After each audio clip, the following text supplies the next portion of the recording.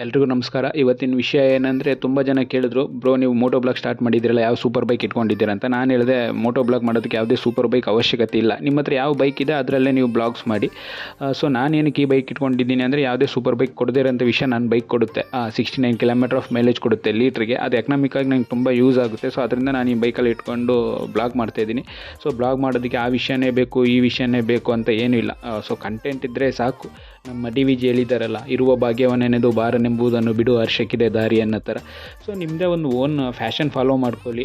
So ಪ್ರೊಫೆಷ್ನಲ್ಲೂ ಬಿಡಬೇಡಿ. ನೋಡಿ, ನಾನು IT ವರ್ಕ್ ಮಾಡ್ತೀನಿ, ಅದ್ರ ಜೊತೆಗೆ ನಾನು ಫ್ಯಾಷನ್ನು ಫಾಲೋ ಮಾಡ್ತೀನಿ, ಶಾರ್ಟ್ ಮೂವಿ ಮಾಡ್ತೀನಿ, ಬಾಡಿ ಬಿಲ್ಡಿಂಗ್ ಮಾಡ್ತಾಯಿದ್ದೀನಿ, ಮಾಡಲಿಂಗಿಗೆ ಟ್ರೈ ಮಾಡ್ತಾಯಿದ್ದೀನಿ. ಸೊ ನಾನಂತೂ ಯಾವತ್ತೂ ಸುಮ್ಮನೆ ಕೂರಲ್ಲ. ನಾನು ಈ ಜಗತ್ತಿಗೆ ಹುಟ್ಟಿದ್ದೀನಿ ಅಂದಮೇಲೆ ಅಟ್ಲೀಸ್ಟ್ ನಾನು ಪ್ರೂವ್ ಮಾಡಿಕೊಂಡೇ ಹೋಗಬೇಕು ಅನ್ನೋ ಒಂದು ರೀಸನ್ನಿಗೆ.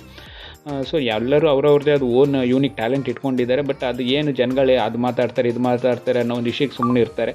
ಸೊ ನಿಮ್ಮ ಫ್ಯಾಷನ್ ಯಾವತ್ತೂ ಫಾಲೋ ಮಾಡಿ, ಇದೇ ಥರ ಸಪೋರ್ಟ್ ಮಾಡಿ.